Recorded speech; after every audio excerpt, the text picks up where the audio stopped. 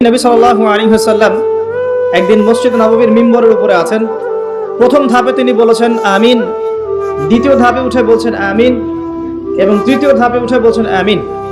সাহাবায়ে কেরাম জিজ্ঞাসা করছেন রাদিয়াল্লাহু আনহুম আজমাইন, যে হে আল্লাহর রাসূল সাল্লাল্লাহু আলাইহি ওয়াসাল্লাম, এভাবে তো কখনো আপনাকে আমিন বলতে শুনিনি।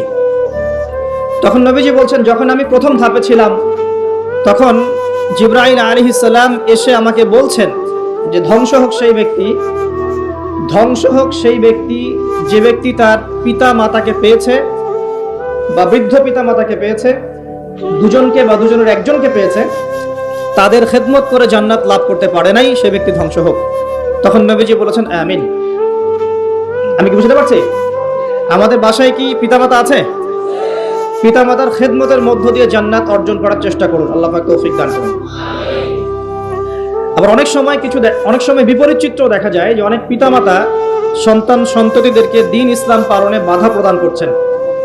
দাড়ি রাখলে বাধা দিচ্ছেন, টাকনুর উপর কাপড় পরলে বাধা দিচ্ছেন, নামাজ ধরলে, কোরআন তেলাওয়াত করলে, আল্লাহর পথে সময় দিলে, আল্লাহর পথে মেহনত করলে বাধা প্রদান করছেন। এটাও কিন্তু ঠিক হচ্ছে না। এর ফল আপনাকেই পরবর্তী জীবনে ভোগ করতে হবে। আমাদের প্রত্যেক পরিবারের ছেলেরা যেন এভাবে গড়ে ওঠে যে বাবা মারা গেলে জানাজার নামাজটা যেন পড়তে পারে, আল্লাহ তৌফিক দান করুন। দ্বিতীয় সিরিতে নবী সাল্লাল্লাহু আলাইহি ওয়াসাল্লাম তখন বলছেন আমিন। কেন বলছেন? বিকজ জিবরাইল আলাইহিস সালাম এসে বলছেন সেই ব্যক্তি ধ্বংস হোক যে ব্যক্তি রমজান মাসকে পেয়েছে কিন্তু রমজান মাসকে পেয়েও নিজের গুনাহ মাফ করাতে পারে নাই, সে ব্যক্তি ধ্বংস হয়ে যাক। নবীজি বলেছেন কি? আমিন। তার মানে আমাদের আসন্ন যে রমাদান আছে, এই তো মার্চ মাসেই রমাদান চলে আসবে ইনশাআল্লাহ। আর সময় খুব দ্রুত চলে যাবে, কারণ এটা শেষ জামানা চলছে। বছর যাবে কিসের মতো? মাসের মতো। মাস যাবে সপ্তাহের মতো, সপ্তাহ যাবে দিনের মতো। এই যে আজকে জুমার দিন, এই গত জুমায় আর এই জুমার মধ্যে সময়ের খুব বেশি পার্থক্য পেয়েছে। সময় সংকীর্ণ হচ্ছে, অর্থ হচ্ছে সময়ের বরকত উঠে যাচ্ছে। কি উঠে যাচ্ছে? বরকত। এই যে ঢাকায় আমরা দেখি যে মানুষ মেটেরিয়ালিজম জীবনযাপন করে, সবাই মেটেরিয়ালিস্টিক, বস্তুবাদী। তো ছোটাছুটি খালি সকাল থেকে রাত পর্যন্ত শুধু ছোটাছুটি। তাদের মধ্যে অল্প কিছু মানুষ পরকালীন স্বার্থে ছোটে, বেশিরভাগ মানুষই দুনিয়ার স্বার্থে ছোটে আর কি। তো দুনিয়ার স্বার্থে ছোটা মানুষগুলোকে আল্লাহ পাক রাস্তার মাঝখানে ট্রাফিক জ্যামে বসিয়ে রেখে দেন। দুনিয়ার জন্য ছুটছিস, ছোট এখন সময়টাকে, হায়াতটা, নিজের জীবনের হায়াতের একটা বড় অংশ রাস্তায় ট্রাফিক জ্যামে শেষ হয়ে যায়। কোথায় যাবেন? সময় তো আল্লাহর হাতে। সময় কার হাতে? আল্লাহর হাতে। আল্লাহ পাক যেভাবে ইচ্ছা সময়কে আবর্তিত করবেন। সময়ের বরকত উঠে যাওয়া অর্থ কি? সময়ের বরকত নষ্ট হয়ে যাওয়ার অর্থ হচ্ছে আমরা আমাদের 50-60 বছর হায়াতে সেই কাজগুলো করতে পারছি না যেই কাজগুলো সাহাবায়ে কেরাম রাদিয়াল্লাহু আনহুম 30-40 বছরে করে ফেলেছেন। মুয়াজ বিন জাবাল রাদিয়াল্লাহু আনহু নাম শুনেছেন? 39 কি 40 বছর, কোন বর্ণনায় 36 বছর তিনি বেঁচে ছিলেন। তিনি 36 বছরে ইসলামের জন্য যা করেছেন, আমরা কি 100 বছরে সেটা করতে পেরেছি? সম্ভব? সময়ের বরকত উঠে যাচ্ছে। এবং সামনে একটা ঘটনাও ঘটবে, যখন মাসিহুদ দাজ্জাল মানুষের রূপে আত্মপ্রকাশ করবে এবং সে ইহুদি যুবকের বেশে আত্মপ্রকাশ করবে, যার কোকড়ানো চুল থাকবে, এবং যাকে ফলো করবে জিউসরা বা ইহুদিরা। তবে সব ইহুদি নয়, যারা জায়োনিস্ট তারা। এটা আমার ইন্টারপ্রিটেশন। তো সে 40 দিন এই বিশ্বটাকে শাসন করবে। কতদিন? 40 দিন। 40 দিনের প্রথম দিনটা হবে 1 বছরের সমান, দ্বিতীয় দিনটা হবে 1 মাসের সমান, এবং তৃতীয় দিনটা হবে 1 সপ্তাহের সমান। বাকি দিনগুলো হবে আমাদের দিনের মতোই। এখন ওই সময় কিভাবে আবর্তিত হবে? সময় কি থেমে যাবে? পৃথিবীর রোটেশন কি কমে যাবে? কি হবে? আল্লাহু আ'লাম, আল্লাহ ভালো জানেন। আমরা এতটুকু জানি, সময়ের নিয়ন্ত্রক কে? আল্লাহ পাক। আল্লাহ পাক বলেছেন তার হাবিবের মাধ্যমে এভাবে হবে, এভাবেই হবে। তো এই যে রমাদান বলছিলাম, খুব তাড়াতাড়ি দেখবেন রমাদান চলে এসেছে। আর রমাদান মাসের সবচাইতে গুরুত্বপূর্ণ বিষয়টা হচ্ছে আল কোরআন নাজিল হওয়া। কি নাজিল হওয়া? শাহরু রমাদান আল্লাযী উনজিলা ফীহিল কোরআন। রমাদান সেই মাস যেই মাসে কি নাজিল হয়েছে? কোরআন। ইন্না আনজালনাহু ফি লাইলাতুল কদর। লাইলাতুল কদরে আমি কোরআন নাজিল করেছি। আর কদরের রাত কোন মাসে? কদরের রাত কোন মাসে? রমাদান মাসে, শেষের দশকের বিজোড় রাতগুলোর মধ্যে যে কোনো একটা রাতে কি হবে? লাইলাতুল কদর হবে ইনশাআল্লাহ। তো এই কদরের রাতে কোরআন নাজিল হয়েছে, মানে হচ্ছে রমাদান মাসে কোরআন নাজিল হয়েছে। তো রমাদান মাসের সবচেয়ে শ্রেষ্ঠ উপহারটা কি? কোরআন। তো রমাদান মাস আসার আগেই কোরআনুল কারীম তেলাওয়াত করা শিখে নেবেন ইনশাআল্লাহ। ওয়াদা করছেন? যারা পারেন আলহামদুলিল্লাহ, যারা পারেন না রমাদান আসার আগেই কোরআন তেলাওয়াত শিখতে হবে। আল্লাহ তৌফিক দান করুন। এবং যারা তো আমরা পড়তে পারি, আমাদের উচিত হবে প্রত্যেকদিন এক পারা করে তেলাওয়াত করা। কতটুকু? বাধ্যতামূলক নয়, কিন্তু প্রত্যেকদিন এক পারা করে তেলাওয়াত করলে আপনি এক মাসে এক খতম দিতে পারবেন ইনশাআল্লাহ।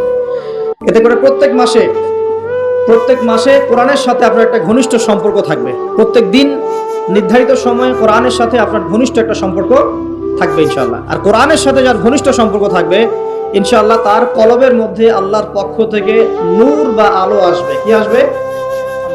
আচ্ছা, এটা আবার কি সেটা পরে বোঝাচ্ছি। এতটুকু বলে দেই, নূর বা আলো সেই জিনিস যা থাকলে আপনি আল্লাহর মারিফত পাবেন। কি পাবেন? আল্লাহর পরিচয়, আল্লাহর মারিফত পাবেন, আধ্যাত্মিকত্ব অর্জিত হবে ইনশাআল্লাহ তাআলা।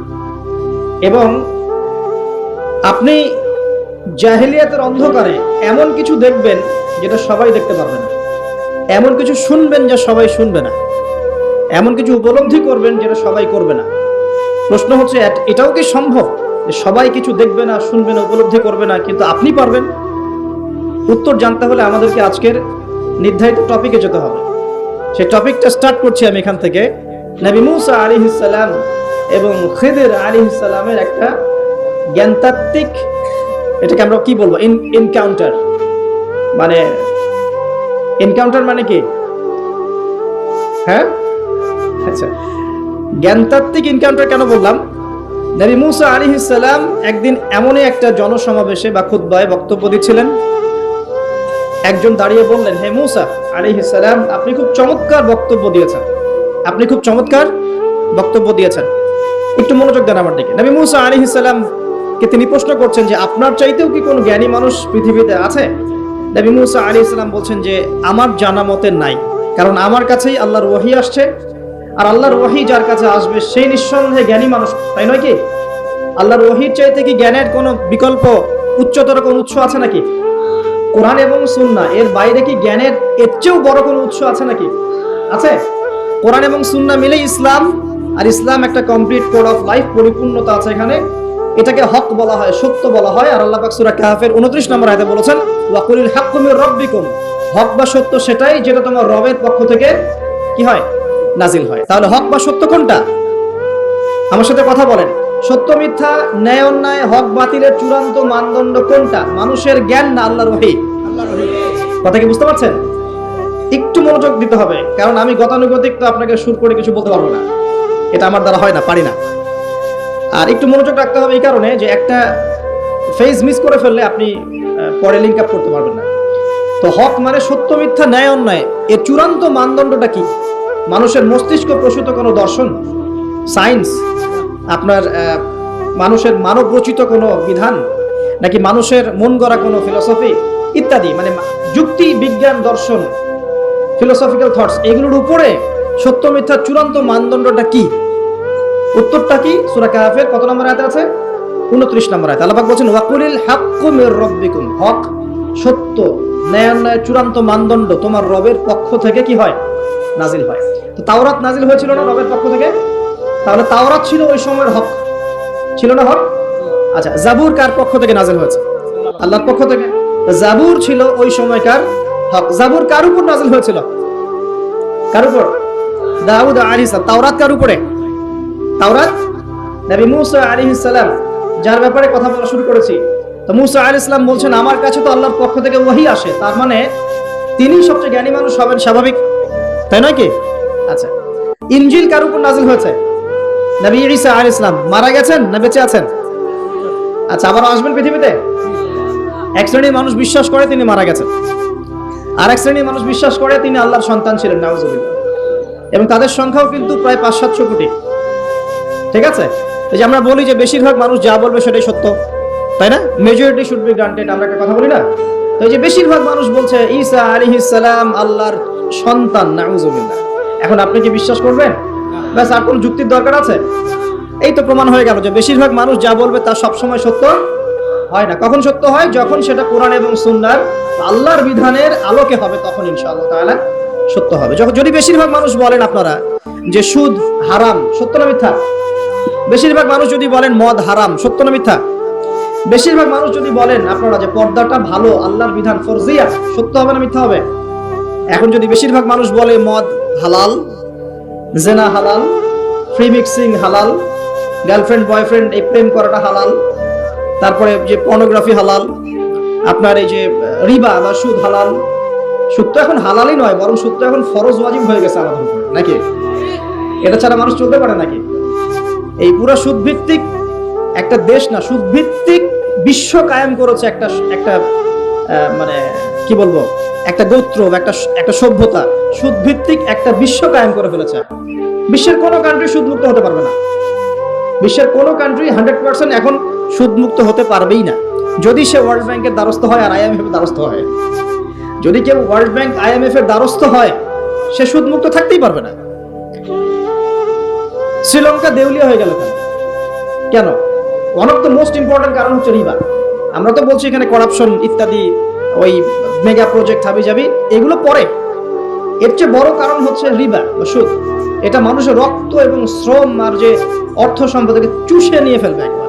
এ কারণে দেখবেন বিশ্বের একটা অংশ রিবার মধ্য দিয়ে অনেক ধনী হয়েছে, আর বাকি অংশগুলো কিন্তু আস্তে আস্তে প্রভার্টি এবং ডেস্টিটিউশনের মধ্যে গিয়েছে। রক্ত চুষে খাওয়া, এটা হলো গরিবের রক্ত সাক করা, চুষে খাওয়া। এ কারণেই হয়তোবা নবী সাল্লাল্লাহু আলাইহি ওয়াসাল্লাম যখন মেরাজের রাতে গিয়েছেন আল্লাহ পাকের সাথে সাক্ষাৎ করতে, তখন তাকে অনেক আযাব দেখানো হয়েছে না? এই আযাবগুলোর মধ্যে একটা আযাব তিনি দেখেছেন, কিছু মানুষকে রক্তের নদীতে ফেলে মাথা ফাটিয়ে দেওয়া হচ্ছে। কিসের নদী? রক্তের নদী, মাথা ফাটিয়ে দেওয়া হচ্ছে। মাথা যখন বিক্ষিপ্ত হয়ে যায়, পাথর দূরে চলে যায়, আবার পাথর ফেরেশতা নিয়ে আসতে গিয়ে মাথা আবার জোড়া লেগে যায়। রক্তের নদীতে সাঁতার কাটছে। নবী জিজ্ঞাসা করলেন সাল্লাল্লাহু আলাইহি ওয়াসাল্লাম, এরা কারা? অপরাধ কি ছিল? জিবরাইল আলাইহিস সালাম বলছেন, এরা হচ্ছে আপনার উম্মতের ওইসব ব্যক্তি যারা সুদখোর ছিল। রক্তের নদী কেন? কারণ মানুষের রক্ত চুষে এটা বড়লোক হয়েছে। আসুন, তো আমি একটা পয়েন্ট থেকে কথা বলা শুরু করেছি যে সত্য মিথ্যা ন্যায় অন্যায়ের চূড়ান্ত মানদণ্ড কি হবে? মানুষের জ্ঞান, সায়েন্স এবং যুক্তি না আল্লাহর ওহী? কোনটা? যদি মানুষের জ্ঞান, বিজ্ঞান এবং যুক্তি আল্লাহর ওহীর অনুকূলে হয়, সেটা অবশ্যই গ্রহণযোগ্য, তাই নয় কি? অবশ্যই গ্রহণযোগ্য। আর যদি মানুষের জ্ঞান, বিজ্ঞান এবং যুক্তি দর্শনগুলো কোরআন সুন্নাহ বা আল্লাহর ওহীর বিপরীতে চলে যায়, তখন কি আপনি সেটা গ্রহণ করবেন? গ্রহণ করবেন? আচ্ছা, মেজরিটি কখন গ্রান্টেড হবে? যখন সেটা কোরআন সুন্নাহর অনুকূলে হবে ইনশাআল্লাহ। প্রতিকূলে গেলে কি নেবেন? এই যে বেশিরভাগ মানুষ যদি বলে সুদ হালাল, নেবেন? মদ হালাল, জেনা হালাল, নেবেন? আচ্ছা, এই কনসেপ্টটাকে ক্লিয়ার করেন। এবার আসেন, মুসা আলাইহিস সালাম কি বলছেন? হ্যাঁ, আমি জ্ঞানী মানুষ। ও আচ্ছা, তৃতীয় সিঁড়িটা একটু শেষ করে নেই। 3 নম্বর সিঁড়িতে নবী সাল্লাল্লাহু আলাইহি ওয়াসাল্লাম তখন তিনি বলছেন আমিন। সাহাবীরা বলছেন কি জন্য ইয়া রাসূলুল্লাহ? তিনি বলছেন জিবরাইল আলাইহিস সালাম এসেছেন আমার কাছে, এসে বলছেন সেই ব্যক্তি ধ্বংস হোক, সেই ব্যক্তি ধ্বংস হোক যার সামনে আমার নাম উচ্চারিত হয়েছে মুহাম্মদ সাল্লাল্লাহু আলাইহি ওয়াসাল্লাম, কিন্তু নাম শুনে সে দরুদ পাঠ করে নাই। এই 3 শ্রেণীর মানুষ কি হবে? ধ্বংস। এই জন্য আমি বলেছিলাম যে নবী সাল্লাল্লাহু আলাইহি ওয়াসাল্লামের নাম আসলেই পড়বেন কি সাল্লাল্লাহু আলাইহি ওয়াসাল্লাম। 10টা নেকি হবে, আল্লাহ 10 বার রহম করবেন, 10টা গুনাহ মাফ হবে ইনশাআল্লাহ। আপনি ধ্বংসপ্রাপ্তদের অন্তর্ভুক্ত হবেন না, আল্লাহর নবীর অভিশাপ আপনার উপরে থাকবে না ইনশাআল্লাহ তাআলা। একটা ছোট্ট কথা বলে সামনে যাই। যে নবীর নাম শুনে দরুদ পাঠ না করলেই অভিশপ্ত হতে হচ্ছে, যে নবীর নাম শুনে দরুদ পাঠ না করলেই অভিশপ্ত হতে হচ্ছে, সেই নবীর সুন্নতের খেলাফ জীবন যাপন করলে নিশ্চয়ই পুরস্কৃত হতে হবে। তাহলে কি হবে? সেই নবীর সুন্নাত, আদর্শ, ব্যক্তি, পরিবার, সমাজ, এই জীবনে যদি আমরা প্রতিষ্ঠা না করতে পারি, তাহলে নিশ্চয়ই আমরা পুরস্কৃত হব নাকি? হব? নবীর নাম শুনে দরুদ না পড়লেই সে অভিশপ্ত হচ্ছে। ধ্বংস হোক সে ব্যক্তি, যে ব্যক্তির সামনে নবীর নাম উচ্চারিত হলো, দরুদ পাঠ করলো না, ধ্বংস হোক। মানে নবী বলছেন আমিন, তার মানে নবী সাল্লাল্লাহু আলাইহি ওয়াসাল্লাম বদদুয়া করলেন, তাই নয় কি? নবীজি কি করলেন? এখানে বদদুয়া করলেন, সে ধ্বংস হোক। যেমন নবীজি ওই যে রিবা সাথে সম্পৃক্ত ব্যক্তিরা আল্লাহ এবং তার রাসূলের সাথে যুদ্ধ করে না? কোরআনে আছে, রিবা যদি তুমি না ছাড়ো, এর উপর অটল থাকো, তাহলে সে যেন আল্লাহ এবং তার রাসূলের সাথে যুদ্ধের ঘোষণা করলো। এটাকে অভিশাপ নয় কি? নবীর অভিশাপ নিয়ে চললে সারা জীবনে কি কল্যাণ এবং কামিয়াবি আসবে? নবীর নাম শুনে দরুদ না পড়লেই যদি এই শাস্তি হয়, তাহলে নিঃসন্দেহে সারা জীবন নবীর আদর্শের খেলাফ চললে কখনো শান্তি পাওয়া যাবে না। সিম্পল কথা, কি বুঝতে কঠিন মনে হচ্ছে? আচ্ছা, এবার এখানে চলে আসেন। মুসা আলাইহিস সালাম বলছেন, হ্যাঁ আমি জ্ঞানী মানুষ। আল্লাহ পাক ধরলেন, না তুমি সবচেয়ে বেশি জ্ঞানী মানুষ নও। মুসা আলাইহিস সালামের উপরে কি নাযিল হয়েছিল? তাওরাত। আল্লাহ পাক তার সাথে কথা বলেন নাই? বলেছিলেন? তুর পাহাড়ে তিনি আগুন দেখেছিলেন, আল্লাহ পাক কথা বলেছিলেন না? কালিমুল্লাহ বলা হয়। মুসা আলাইহিস সালামকে বিশাল একটা গোত্রের দায়িত্ব দেওয়া হয়েছিল, বনু ইসরাইল। এবং কোরআন খুললে আপনি প্রত্যেকটা জায়গায় দেখবেন মুসা আর ফেরাউন, মুসা আর ফেরাউন, তাই নয় কি? এত বড় একজন জলিল এবং কাদের নবী, আল্লাহ পাক তাকে বলছেন, না তুমি সবচেয়ে জ্ঞানী মানুষ নও। তিনি প্রশ্ন করছেন, তাহলে কে সেই জ্ঞানী মানুষ? তিনি অস্থির হয়ে যাচ্ছেন। আল্লাহ, আমি তার সাথে দেখা করতে চাই, I want to meet him, আমি তার সাথে দেখা করতে চাই। সে কোথায়? প্রয়োজনে তার সাথে দেখা করতে যদি আমাকে যুগ যুগ ধরে চলতে হয়, রাস্তায় হাঁটতে হয়, তাও হাঁটবো। কথা বুঝতে পারছেন? আল্লাহ পাক বললেন, ঠিক আছে। মাজমাউল বাহরাইন, দুই সাগরের মিলন স্থল বলে একটা কথা আছে। মাজমাউল বাহরাইন, দুই সমুদ্র যেখানে মিলে গেছে, সেখানে তুমি আমার ওই বান্দাকে পাবে। তার নাম হচ্ছে খিদির। কি নাম? খিদির। খিদির মানে হচ্ছে শ্যামল বা সবুজ। একটা বর্ণনা এসেছে, খিদির আলাইহিস সালাম যেখানে বসতেন সেই জায়গাটা সবুজ হয়ে যেত। এখন এই ব্যাখ্যাটা বাহ্যিকভাবে হতে পারে, এটা ইন্টারপ্রিটেশনও করা যেতে পারে। আল্লাহ ভালো জানেন কোনটা ব্যাখ্যা সঠিক। বাহ্যিকভাবেই সব সবুজ হয়ে যেত, নাকি তার জ্ঞানের আলোতে অজ্ঞতা দূর হয়ে সব সবুজ হতো, আল্লাহ ভালো জানেন। তো ব্যাখ্যার একটা সুযোগ আছে। তো তিনি সেখানে গেলেন, তার সাথে একজন সঙ্গীকে নিয়েছেন, তার নাম হচ্ছে ইউশা বিন নুন, একজন যুবক, তরুণ যুবক। তারা দুজন পথ চলছেন। চলতে চলতে চলতে চলতে তারা একটা জায়গায় গিয়ে পথটা ভুল করলেন। একটা জায়গার কথা বলে দেওয়া ছিল, এই জায়গায় গেলে তোমার থলির মধ্যে যে মাছ আছে, মাছ, মৃত একটা মাছ, এটা জীবিত হয়ে সমুদ্রে লাফ দিবে। যখনই লাফ দিবে ওই জায়গায় তুমি তাকে পাবে। কাকে পাবে? খিদির আলাইহিস সালামকে। তো তিনি সেখান থেকে একটু দূরে চলে গিয়েছিলেন, পথ ভুল করলেন। যেই পথ ভুল করলেন, তিনি ক্লান্ত হয়ে গেলেন। ক্লান্ত হয়ে বসে পড়লেন এবং সেই সাথীকে বলছেন, খাবার কিছু আছে, নাস্তা কিছু আছে, নিয়ে আসো। এখান থেকে আমি একটা দলিল দিই আপনাকে ছোট্ট করে। সবার মাথায় সবকিছু আসবে না, আর আমি যে ব্যাখ্যাটা দিচ্ছি এটা সঠিক হলে আল্লাহর পক্ষ থেকে, ভুল হলে আমার পক্ষ থেকে। যদি মনে হয় আপনার কাছে এটা সঠিক, তাহলে আপনি গ্রহণ করবেন। যদি আপনার কাছে মনে হয় যে না ভুল, তখন ছেড়ে দিয়েন, কোনো সমস্যা নেই। আমি আমার মত গ্রহণ করতে কাউকে কখনোই এনফোর্স করি না। তো যখন তিনি ক্লান্ত হয়ে পড়েছেন, তখন তিনি পথ ভুল করেছিলেন। আমি ফিল করছি জিনিসটা এইভাবে যে জীবনে চলার পথে আমাদের গন্তব্য যদি ঠিক না থাকে, তাহলে আমরা খুব সহজেই ক্লান্ত হয়ে পড়বো। আর আমার কথা কি বুঝতে পারছেন? জীবনে চলার পথে আমাদের গন্তব্য যদি ঠিক না হয়, আমরা খুব সহজেই ক্লান্ত হয়ে পড়ব। আমাদের গন্তব্য কি? এই গন্তব্য যদি ঠিক না থাকে, যাদের গন্তব্য দুনিয়া, যাদের গন্তব্য বাড়ি গাড়ি, স্ট্যাটাস, প্রতিপত্তি, পলিটিক্যাল পাওয়ার, যাদের গন্তব্য হচ্ছে জাস্ট দুনিয়া মোহ, তারা খুব সহজেই ক্লান্ত হয়ে পড়বে। কিন্তু আল্লাহর পথে যারা পথযাত্রী, যাদের গন্তব্য জান্নাত, তারা কখনো ক্লান্ত হয় না। কখনো ক্লান্ত হয়? দেখবেন শেষ বয়সে বৃদ্ধ হয়ে গেছে আলেম, বৃদ্ধ হয়ে গেছেন মুহাদ্দিস, মুফাসসির, এখনো দেখবেন যে সিংহের মতো বক্তব্য দিচ্ছে, দেখেন না? তো এই বিষয়টা আমি ফিল করেছি। সামনে যাই। তো তিনি তাকে পেলেন। যখন রাস্তা ভুল করেছেন, তখন তার স্মরণ হচ্ছে, আরে মাছ তো নাই, মাছ কোথায় গেল? তখন ইউশা বিন নুন বলছেন, মাছ তো আগেই লাফ দিয়ে নদীতে সমুদ্রে চলে গেছে। তখন তিনি বলছেন, ওইটাই তো সেই জায়গা ছিল যেখানে তাকে পাওয়া যাবে, চলো। আবার তিনি ব্যাক করে সঠিক জায়গায় আসলেন। এবার তার গায়ে অনেক শক্তি। সঠিক জায়গায় এসে দেখলেন, হ্যাঁ, একটা পাথরের উপরে, সাখরা বলে, পাথর খণ্ড, এর উপরে খিদির আলাইহিস সালাম বসে আছেন। কে বসে আছেন? খিদির আলাইহিস সালাম। এবং তিনি তাকে সালাম দিলেন, আসসালামু আলাইকুম ওয়া রাহমাতুল্লাহ। তো খিদির আলাইহিস সালাম বলছেন, ওয়ালাইকুম আসসালাম ওয়া রাহমাতুল্লাহ। এই জনমানব শূন্য জায়গায় সালাম কোত্থেকে আসলো? তখন মুসা আলাইহিস সালাম বলছেন যে, আমি মুসা। আমি কে? মুসা। খিদির আলাইহিস সালাম বলছেন, তুমি কি বনু ইসরাইলের মুসা? তুমি কি বনু ইসরাইলের মুসা? তার মানে খিদির আলাইহিস সালাম বনু ইসরাইলের কেউ নন। কথা কি বোঝা যায়? যদি তিনি বনু ইসরাইলের কেউ হতেন, তাহলে বলতেন না, তুমি কি বনু ইসরাইলের মুসা? তার মানে তিনি বনু ইসরাইলের বাইরের কেউ, ওই গোত্রের, ওই সম্প্রদায়ের নন তিনি। তো এখন বনু ইসরাইলের দাবিদার যারা, এই যে জিউসরা, যারা আমাদের প্যালেস্টাইনকে দখল করে আছে এবং যারা মনে করে যে তারাই পৃথিবীর সবচেয়ে এলিট সোসাইটি, তাদের জানা উচিত যে বিশ্বের সবচেয়ে জ্ঞানী মানুষ বনু ইসরাইলের মধ্যে ছিল না। খিদির আলাইহিস সালাম বনু ইসরাইলের বাইরের কেউ ছিলেন। আমি কি বুঝাতে পারছি? তাদের এই অহংকারটা শোভা পায় না যে তারা এই পৃথিবীর এলিট সোসাইটি আর আমরা সব ককরোচ। তারা এইভাবেই ট্রিট করে সারা ওয়ার্ল্ডকে।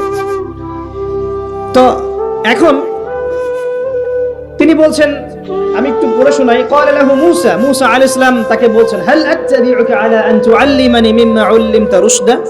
মূসা আলাইহিস সালাম তাকে বলছেন, হে খিদর আলাইহিস সালাম, আমি কি আপনার অনুসরণ করতে পারি এই শর্তে যে আল্লাহ আপনাকে যা শিক্ষা দিয়েছেন সেখান থেকে আমাকে কিছু শেখাবেন? স্টুডেন্টের মতো আসলেন। এবার খিদর আলাইহিস সালাম কি বলছেন? ইন্নাকা লা তাস্তাতিআ মাইয়া সাবরা। আমি তো শেখাতে চাই, কিন্তু তুমি তো আমার সাথে সবর করতে পারবে না। কি পারবে না? তুমি আমার সাথে ধৈর্য ধরতে পারবে না। একজন টিচার কি কখনো এমন কথা বলে স্টুডেন্টকে? কোন পর্যায়ের জ্ঞান, হিকমা, প্রজ্ঞা, আধ্যাত্মিকত্ব থাকলে একজন মানুষ আগে থেকেই বলতে পারে যে তুমি তো আমার সাথে সবর করতে পারবে না? এই গল্পের শেষে আপনি দেখবেন সত্যি সত্যি মূসা আলাইহিস সালাম সবর করতে পারেন নাই। আচ্ছা, মূসা আলাইহিস সালাম বলছেন যে, মূসা আলাইহিস সালাম বলছেন, ইনশাআল্লাহ আপনি আমাকে ধৈর্যশীল পাবেন এবং আমি আপনার কাজে কোনো রকমের ভ্যাটো দিব না, বাধা দিব না।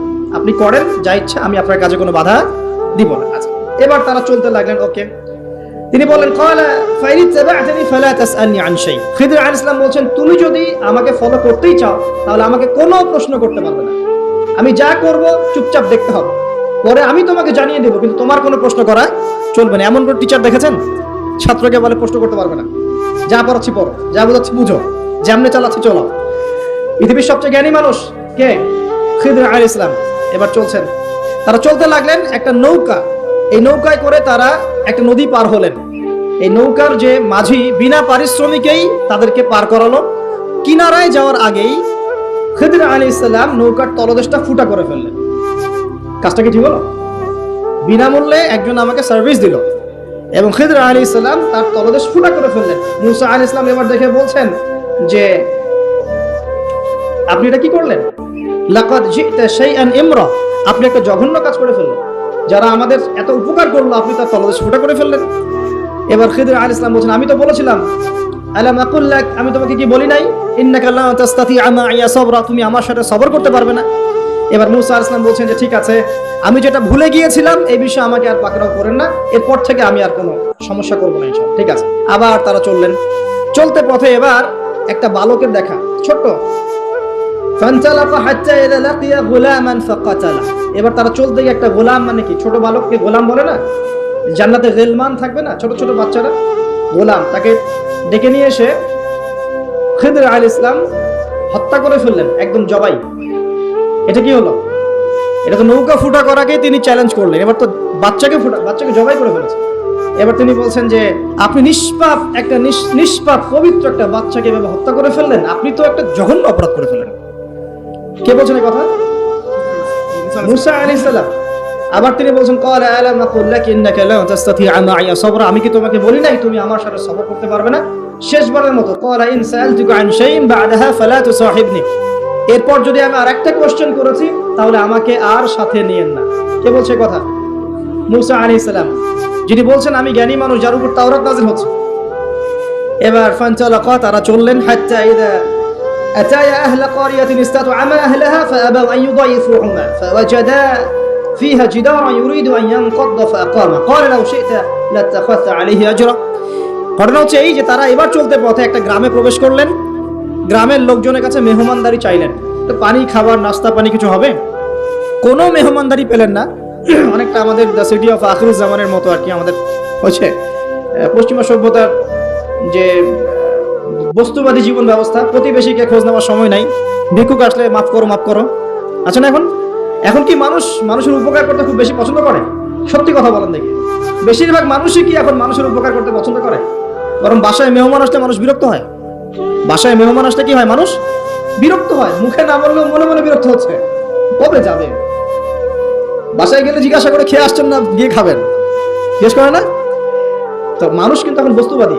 এই যে গ্রামটা ছিল এমনই হয়তো বা, সেই গ্রামের মানুষ খাবার দিচ্ছে না, সিম্পল একটা সৌজন্যবোধ যে খাবার পানিতে আপ্যায়ন করছে না। কিন্তু খিদর আলাইহিস সালাম দেখলেন ওই গ্রামের কোনো একটা বাসার একটা দেয়াল পড়ে গেছে, ধসে গেছে।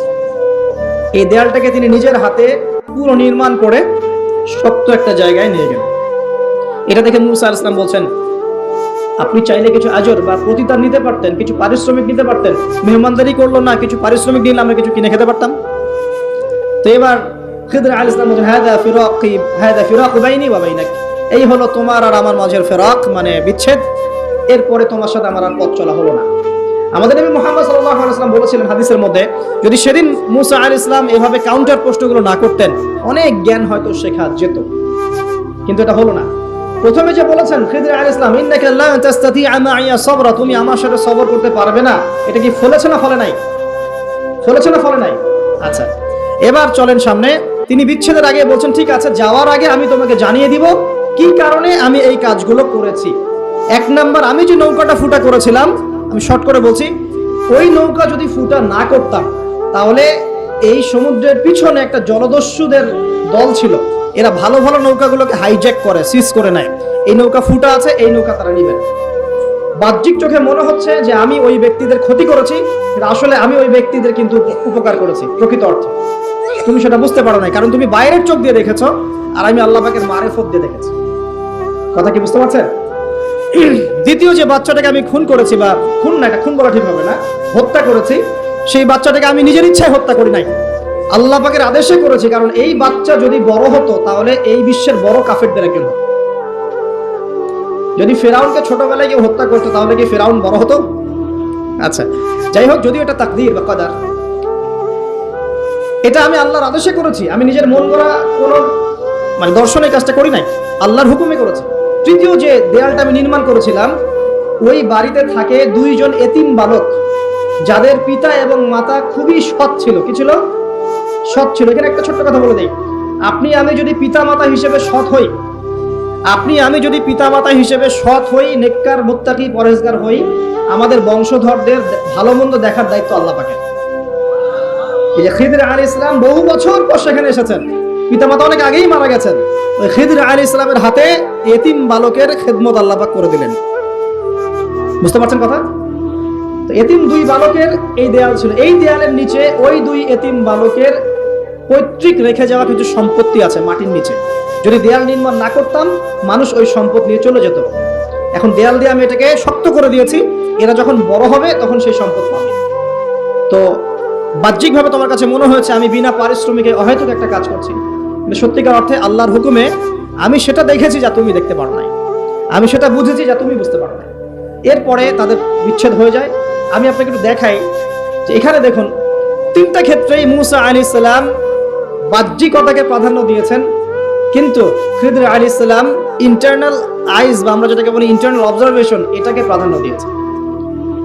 আপনি আর আমি যদি খিদর আলাইহিস সালামের মতো মুত্তাকি, পরহেজগার, জ্ঞানী, নিরহংকারী এবং বিনয়ী হতে পারি, কোরআন এবং সুন্নাহর মানদণ্ড চর্চা করে, ইখলাস ঠিক রেখে, নিয়াত ঠিক রেখে, শুধুমাত্র আল্লাহ পাকের সন্তুষ্টির জন্য আল্লাহর পথে দাওয়াতের কাজ, মেহনতের কাজ, দিনের প্রচার প্রসারের কাজ করতে পারি, ইনশাআল্লাহ তাআলা আপনার যদি হৃদয়টা কলবুন সালিম হয়, কলবের মধ্যে নূর থাকে, আল্লাহর মারিফত থাকে, ইনশাআল্লাহ আপনি এমন কিছু দেখবেন যা সবাই দেখবে না, আপনি এমন কিছু শুনবেন সবাই শুনবে না, আপনি এমন কিছু উপলব্ধি করবেন যা সবাই করতে পারছে না। এখানে তিনটা ক্ষেত্রেই খিদর আলাইহিস সালাম এমন কিছু দেখেছেন, বুঝেছেন যা মুসা আলাইহিস সালাম পারেন নাই। পৃথিবীর সবচেয়ে জ্ঞানী মানুষের এক্সাম্পল আপনাকে দিচ্ছি আমি। এই তিনটা ঘটনা আপনি কি বুঝলেন? বাহ্যিকতা আর রিয়েলিটি, মানে যেটা দেখা যাচ্ছে বাহ্যিক চোখ দিয়ে, আর রিয়েলিটি, বাস্তবতা এক জিনিস না। এক মিনিট একটু দেখেন, এই সূরা সেই সূরা, এই সূরাটাই সেই সূরা, সূরা কাহফ, যে সূরাটা আপনাকে মাসিহুদ দাজ্জাল থেকে বাঁচাবে। কথা ঠিক আছে? এই সূরা সেই সূরা, যে সূরা আপনাকে মাসিহুদ দাজ্জালের ফিতনা থেকে বাঁচাবে। কারণ নবী সাল্লাল্লাহু আলাইহি ওয়াসাল্লাম বলেছেন, কিয়ামতের আগ পর্যন্ত, আদম আলাইহিস সালাম থেকে শুরু করে কিয়ামত পর্যন্ত দাজ্জালের চেয়ে ভয়ঙ্কর কোনো ফিতনা আসে নাই, আসবেও না। আর যে ব্যক্তি সূরা কাহফের 10 আয়াত মুখস্থ করবে, প্রথম 10 আয়াত বা শেষের 10 আয়াত, দুটোই আছে বর্ণনায়, আপনি 20টাই করেন, তার জীবদ্দশায় যদি দাজ্জাল আত্মপ্রকাশ করে, আল্লাহ পাক তাকে মাসিহুদ দাজ্জালের ফিতনা থেকে বাঁচিয়ে রাখবেন ইনশাআল্লাহ। কোন সূরা আপনাকে বাঁচালো?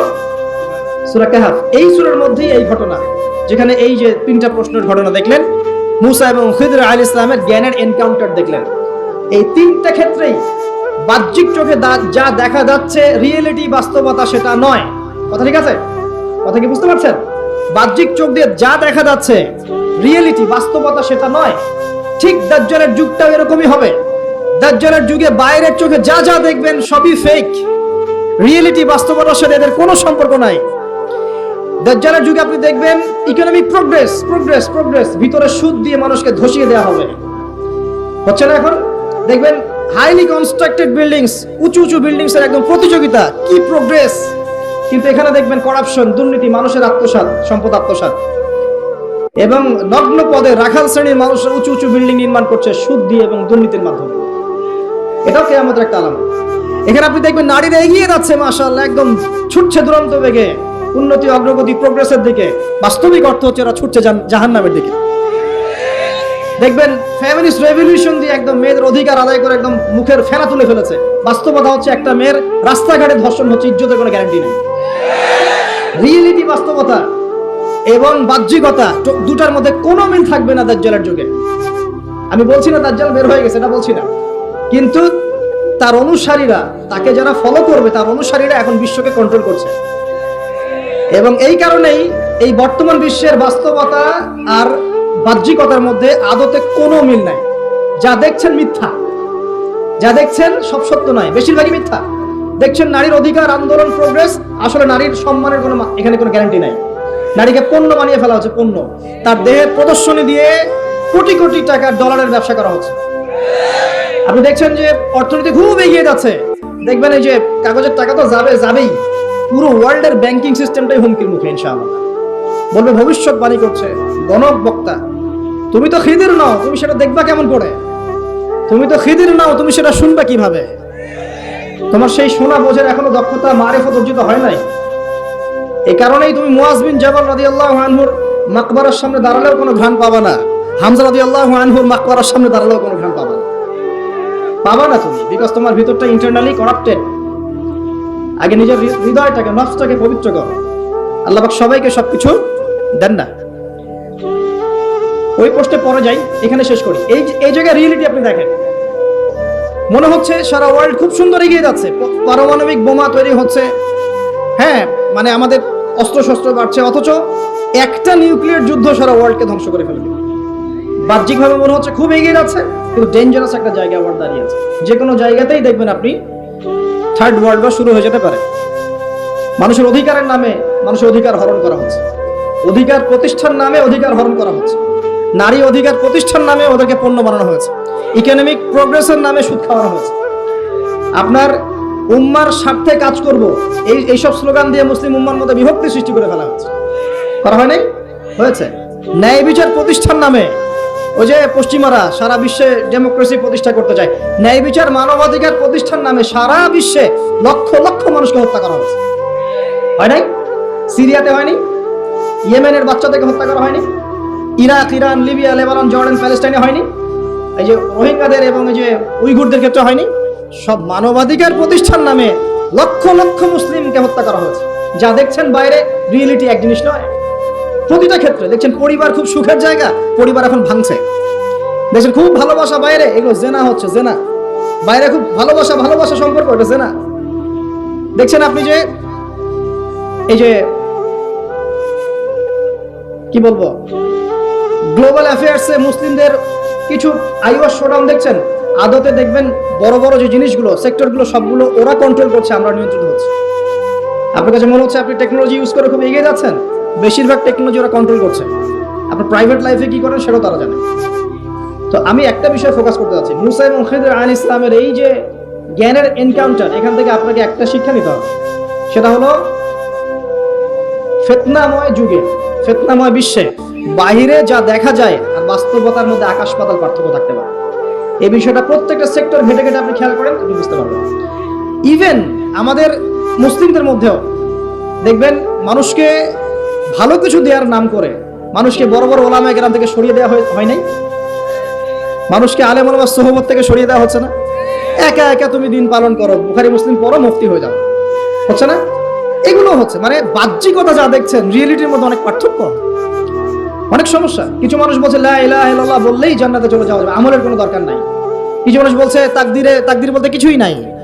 আবার কিছু মানুষ বের হয়েছে বলছে যে কোরআন মানলেই হবে, হাদিস মানার দরকার নাই। আবার পাঞ্জাবের এক মায়ের সন্তান, সে বলছে পাঞ্জাবি মায়ের সন্তান, যে পাঞ্জাবি ভাষায় কথা বলে, সে বলছে সে মাহদি। অথচ ইমাম মাহদি আরবি ভাষায় কথা বলবেন। সে পরে বলছে সে ঈসা। তারপরে বলছে রাসূল সাল্লাল্লাহু আলাইহি ওয়াসাল্লাম শেষ নবী না, আরো নবী আসতে পারে।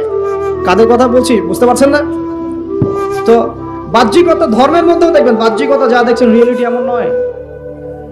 তো শেষ জামানার এই ফিতনাময় যুগটা এমন হবে যে বাহ্যিকতা আর বাস্তবতার মধ্যে আকাশ পাতাল পার্থক্য দেখতে পারবেন। মাসিহুদ দাজ্জাল এক হাতে জান্নাত নিয়ে ঘুরবে, এক হাতে জাহান্নাম। এটা রূপক অর্থে, বাস্তবিকভাবে এটা কেউ করতে পারে না। তাকে যারা মেনে নিবে সে ওদেরকে সেই জান্নাত দিবে, মানে প্রোগ্রেস। তাকে যারা অস্বীকার করবে সে ওদেরকে আযাব দিবে, নির্যাতন করবে। এখন এখানে দেখেন বাস্তবতা আর বাহ্যিকতা এক হলো। দাজ্জালের জান্নাতি জাহান্নাম, জাহান্নামি জান্নাত। অর্থাৎ বাস্তব যেটা সেটা ফলস, যেটা সত্যটাই মিথ্যা, যেটা মিথ্যাটাই সত্য। এটাই সেই যুগ যখন নবী সাল্লাল্লাহু আলাইহি ওয়াসাল্লাম বলছেন শেষ জামানায় সত্যবাদী মানুষদেরকে বলা হবে মিথ্যাবাদী, আর মিথ্যাবাদী সবগুলোকে বলা হবে সত্যবাদী। আমানতদার ব্যক্তি, পরম আমানতদার, তাকে বলা হবে খেয়ানতকারী। আর যে ব্যক্তি খেয়ানতকারী, রিনাউন্ড, তাকে বলা হবে আমানতদার। সবচেয়ে নিচু স্তরের মানুষকে সবচেয়ে উঁচু আসনে বসানো হবে, এমন আসছে। হাদিসগুলো খালি পড়েন, এবং এই যে একটা আপনাকে দর্শন দিয়ে গেলাম, খিদর আলাইহিস সালামের দৃষ্টিভঙ্গিটা অর্জন করেন, দেখবেন আপনি অনেক কিছুই বুঝতে পারছেন যেটা সবাই পারছে না। এটা বোঝার জন্য এখন কি লাগবে? এখান থেকে আমি একটু করণীয় বলে শেষ করে দিই, অনেক লম্বা হয়ে যাবে না। দেখেন, খিদর আলাইহিস সালাম কিন্তু একদিনে একা একা হয়নি। প্রথমত আল্লাহ পাক তার সম্পর্কে কি বলেছেন একটা কথা বলবেন। খিদর আলাইহিস সালামকে আমি আমার পক্ষ থেকে রহমত দিয়েছিলাম। আল্লাহর পক্ষ থেকে কি দিয়েছেন আল্লাহ পাক? রহমত, দয়া। আপনি দয়ালু না হতে পারলে, আপনি যদি দয়ালু না হতে পারেন, তাহলে আল্লাহর সেই মারিফত, নূর আর জ্ঞান পাবেন না। তো আগে মানুষের প্রতি, উম্মার প্রতি, সবার প্রতি দয়ালু হতে হবে। তো হ্যাঁ, সবাই আমার ভাই, সবাই আমার উম্মার অংশ, আমি সবার কল্যাণ চাই, কেউ আমার শত্রু নয়। একটা দয়ালু মনোভাব তো লাগবে আগে। নিজের আগে মনে করেন আমি হকের ডিলার, জান্নাতের ডিলার, তোমাদের লিজ লাগলে আসো নিয়ে যাও, তাহলে তো সমস্যা।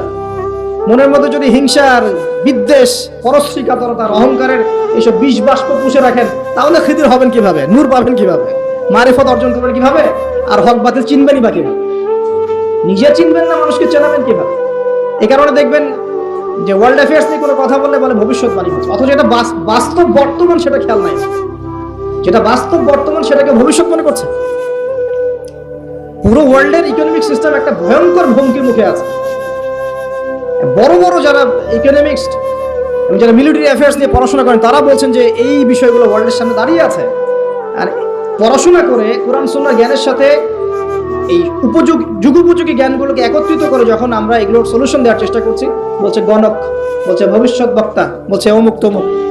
অথচ ইসলাম, আলেম ওলামা এবং যারা দিনের দায়ী, মোবাল্লিগ, তাদের কাছ থেকে জনগণ আসলে আশা করে কি? আপনারা কি আমাদের কাছে শুধু এটাই আশা করেন ওয়াজ মাহফিলের এখানে বসবো, সুবহানাল্লাহ বলা শিখাবো, আলহামদুলিল্লাহ পড়লে কত নেকি হয় এটাই শিখাবো, হ্যাঁ মাসলা মাসাইল গুলো শিখাবো, এতটুকুই যথেষ্ট? হাত বাঁধবেন কোথায়, আর রফুল ইয়াদাইন করবেন কি করবেন না, আমিন জোরে নাস্তা, এগুলো নিয়ে কথা বলবো খালি? আমরা কি খালি এই আধ্যাত্মিকত্বের বিষয়গুলোই, ইবাদত বন্দেগীর জীবনের কথাগুলোই বলবো? ইসলামে কি ইকোনমিক কোনো সেকশন নাই? ইসলামে কি পলিটিক্স নাই? ইসলামে কি জিও পলিটিক্স নাই? ইসলামে কি অন্যান্য ফিলোসফিক্যাল থটসগুলো নাই? তাহলে যুগ এবং জিজ্ঞাসার সমাধান আপনারা আমাদের কাছে আশা করেন কি করেন না? যুগ এবং জিজ্ঞাসার যে সমাধান, এটা তো আপনার আলেম ওলামার কাছে আশা করবেন, তাই নয় কি? না কার কাছে আশা করবেন? কে দিবে আপনাকে সমাধান? এখন এই সমাধান দেওয়ার জন্য যোগ্যতা কি লাগবে? আপনাকে খিদির হতে হবে, খিদর আলাইহিস সালামের মতো দূরদর্শিতা সম্পন্ন হতে হবে। কিভাবে হবেন? ওই যে আল্লাহ পাক বলছেন আমি তাকে রহমত বা দয়া দিয়েছি। আগে দয়ালু হতে শেখেন, আগে মনের হিংসা দূর করেন, মনটা পবিত্র করেন। আগে পবিত্র হচ্ছে না, টেনশনের কিছু নাই। আল্লাহওয়ালা কোনো মানুষের কাছে আসেন, এসে পড়ে থাকেন, পবিত্র হয়ে যাবেন ইনশাআল্লাহ। আল্লাহওয়ালা যে মানুষরা আছেন, আল্লাহর মারিফতওয়ালা মানুষরা, তাদের কাছে সোহবতে গিয়ে পড়ে থাকেন 5 দিন 7 দিন 1 মাস 40 দিন, ইনশাআল্লাহ দেখবেন আপনি অনেক কিছুই শিখবেন। সবকিছু বইপত্র পড়ে শেখা যায় না, সবকিছু বইপত্র পড়ে আর এই সার্টিফিকেটস অর্জন করে সব শেখা যায় না। কেন শেখা যায়? আল্লাহ পাক বলছেন আতাইনাহু রাহমাতাম মিন ইনদিনা ওয়া আল্লামনাহু মিন লাদুন্না ইলমা। এই হচ্ছে পয়েন্ট।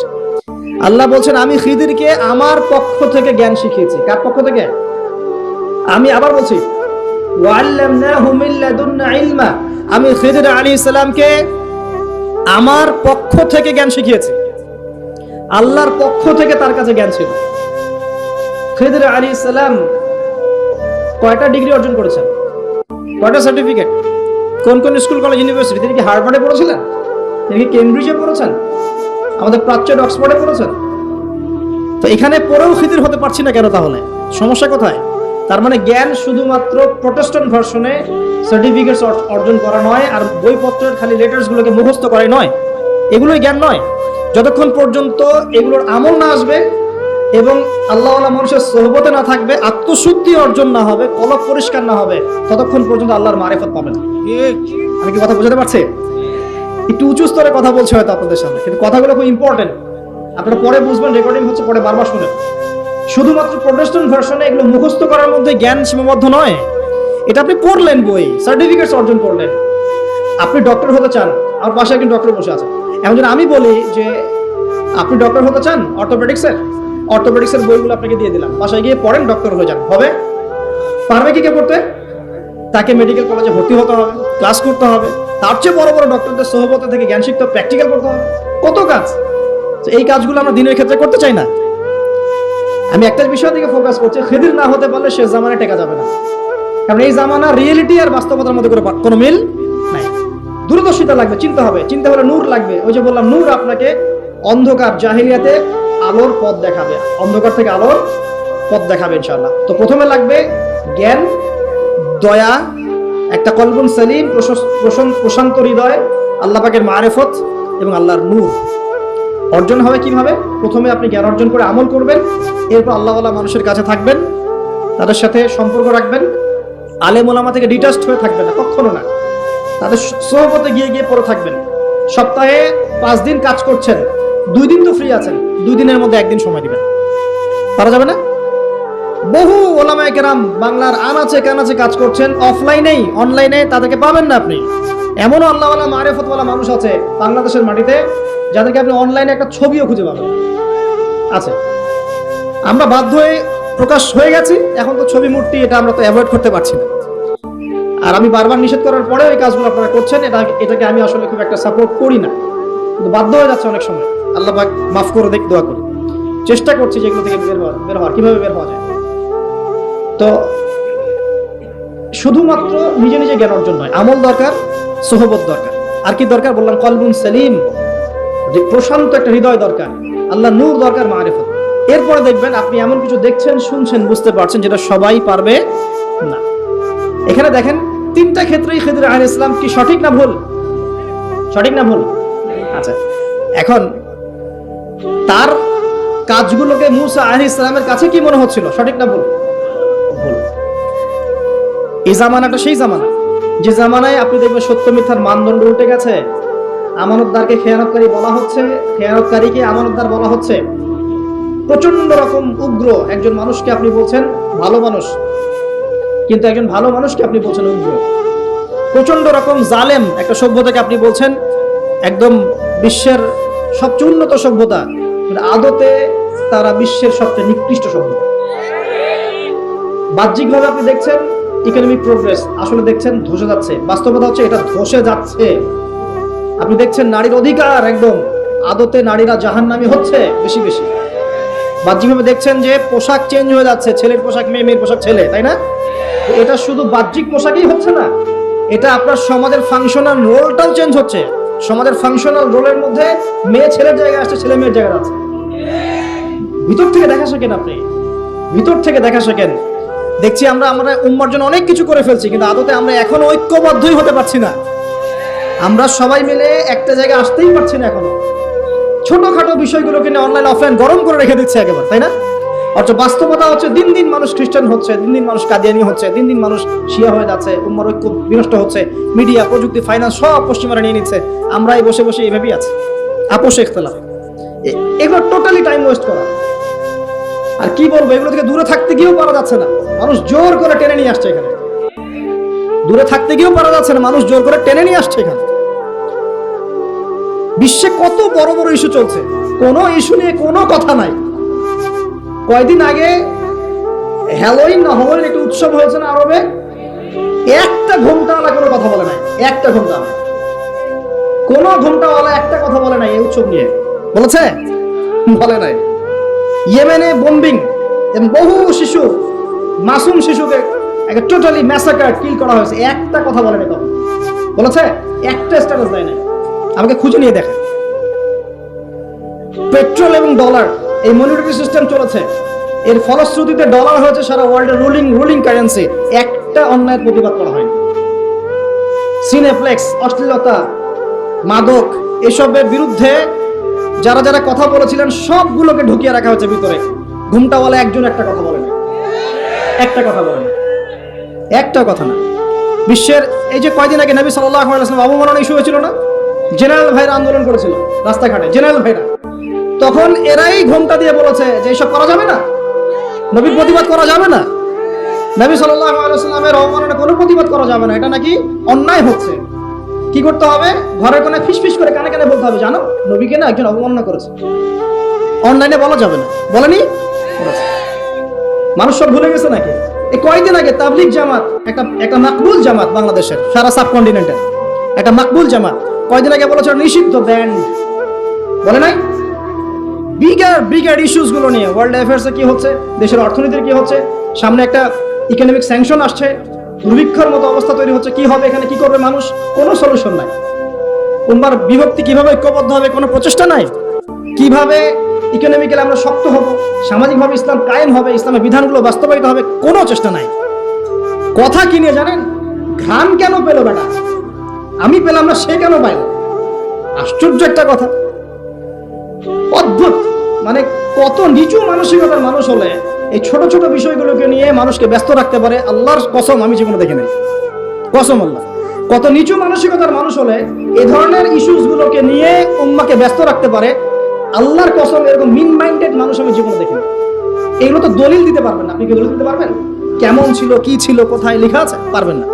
কিন্তু কিছু বিষয় তো আপনি দলিল দিতে পারবেন। এক, কিরকম? নবী সাল্লাল্লাহু আলাইহি ওয়াসাল্লাম মেরাজের রাতে গান শুনেছেন। জিজ্ঞাসা করছেন ইয়া জিবরাইল আলাইহিস সালাম, এটা কোথা থেকে আসছে? তিনি বলছেন এটা ফেরাউনের মেয়ের যে চুল আশ্রয় দিত বাদী দাসী, তার নাম হয়তো অনেকে আসিয়া বলেন, আল্লাহু আলাম, আল্লাহ ভালো জানেন, হাত থেকে চিরুনি পড়ে গেছে, তিনি বলেছেন বিসমিল্লাহ। এটা শুনে ফেলেছে এই ফেরাউনের মেয়ে, শুনে ফেরাউনকে বলেছে যে এই তো আল্লাহ ছাড়া আপনাকে ইলাহ মানে না, আল্লাহর নামে সে চিরুনি উঠিয়েছে। এখন এই অপরাধে ফেরাউন তাকে বলছে ফিরে আসতে হবে, না হলে হত্যা করবো। সেই দাসী বা বাদী বলছে না, ফিরে আসবো না, কারণ আল্লাহ হচ্ছেন আপনার রব, আমার রব, সবার রব। কে বলছে এটা? ফেরাউনের দাসী। ফেরাউন তার সন্তানদেরকে একত্রিত করে বলল আগুন জ্বালাও। আগুন জ্বালানো হলো। আগুন জ্বালানোর পর বলছে এখনো ফিরে আসো, না হলে তোমার সন্তানদেরকে আগুনে ফেলে দিব। কিসে ফেলে দিব? আগুনে। দাসী বলছে আমার সন্তান দুটো, যদি 5টা 10টাও সন্তান হতো তাও আমি পিছু পা হতাম না। একটা একটা করে সন্তানকে ফেলে দেওয়া হলো। জ্বলন্ত আগুনের সন্তান ভস্মীভূত হয়ে গেল। সর্বশেষ সেই দাসীকেও ফেলে দেওয়া হলো। জিবরাইল আলাইহিস সালাম বলেন ওই যে দাসী এবং তার সন্তানদেরকে যেখানে দাফন করা হয়েছে সেই সালামের সময়, আর সেই ঘটনা প্রকাশ পেয়েছে নবী মুহাম্মদ সাল্লাল্লাহু আলাইহি ওয়াসাল্লামের মিরাজ। সুবহানাল্লাহ। আরেকজন সাহাবী আনাস বিন নাদর রাদিয়াল্লাহু আনহু, আনাস বিন নাদর রাদিয়াল্লাহু আনহু, উহুদের যুদ্ধ হচ্ছে। উহুদের যুদ্ধের মধ্যে একবার একটা গুজব ছড়িয়ে পড়লো। কি গুজব? গুজবটা হচ্ছে যে মুহাম্মদ সাল্লাল্লাহু আলাইহি ওয়াসাল্লামকে হত্যা করা হয়েছে, নাউযুবিল্লাহ। তো অনেক সাহাবী তখন অস্ত্র ফেলে দিয়ে এইভাবে বসে আছে। তো আনাস বিন নাদর রাদিয়াল্লাহু আনহু তিনি বলছেন যে তোমরা অস্ত্র ফেলে দিয়েছো কেন? তখন তিনি বলছেন যাকে হত্যা করা হয়েছে তিনি যদি নিহত হয়ে থাকেন তাহলে আমাদের বেঁচে থেকে কি লাভ? এখন তিনি ছুটছেন, ঘোড়সওয়ার হয়ে ছুটছেন। এক পর্যায়ে তিনি বলছেন সাদ বিন মুয়াজ রাদিয়াল্লাহু আনহুকে, হে সাদ বিন মুয়াজ। তো আনাস বিন নাদর রাদিয়াল্লাহু, আমি পয়েন্ট আউট করে দেই, রাসূল সাল্লাল্লাহু আলাইহি ওয়াসাল্লাম মেরাজের রাতে ঘ্রাণ পেয়েছেন। আনাস বিন নাদর রাদিয়াল্লাহু আনহু উহুদের মাঠে বলছেন আমি ঘ্রাণ পাচ্ছি, ছুটে চললেন, শহীদ হয়ে গেলেন। ইভেন ইমাম বুখারী রাহিমাহুল্লাহর কে যখন দাফন করা হয় তাকে যারা দাফন করছেন তারা বলছেন আমরা মেশক আম্বরের গন্ধ পাচ্ছি। এখন বাস্তবতা আর এই যে দৃশ্যমান জগৎ সবকিছুকে পেনিট্রেট করার জ্ঞান তো আল্লাহ পাক সবাইকে দেন নাই, সবাইকে তো সব বুঝ আল্লাহ পাক দিবেন না। কেউ যদি পেয়ে যায়, কেউ যদি না পায়, এটা থেকে সত্য মিথ্যার পার্থক্য হয়ে যায়, বা আকীদা খারাপ ভালো মন্দের পার্থক্য হয়ে যায়। এতে করে কি কবর পূজারি মাজার পূজারি হয়ে যায়? সুবহানাল্লাহ। কেন পাচ্ছ না তুমি? তোমার ব্যাপারে আমি একটা স্টেটমেন্ট দিব, খালি একটা স্টেটমেন্ট, যে হামজা রাদিয়াল্লাহু আনহু যে আদর্শের জন্য জীবন দিয়েছেন, হামজা রাদিয়াল্লাহু আনহু যে আদর্শের জন্য জীবন দিয়েছেন, সে আদর্শের শব্দটা যে উচ্চারণ করে তুমি তাকে খারাজি ফতোয়া দিয়ে দাও, এই কারণেই পাওনি তুমি। কথা কি বুঝতে পেরেছেন? হামজা রাদিয়াল্লাহু আনহু যে আদর্শের জন্য জীবন দিয়েছেন, ওই আদর্শের শব্দটাও কেউ যদি মুখে উচ্চারণ করে, সে এই যে গর্তের মধ্যে থাকবে, মাথা উঁচু করে বলে দিবে অমুক খারাজি তমুক খারাজি, শেষ।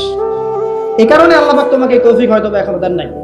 আল্লাহ পাক আমাদের সবাইকে বোঝার তৌফিক দান করুন, খিদর আলাইহিস সালামের মতো জ্ঞানী হওয়ার তৌফিক দান করুন।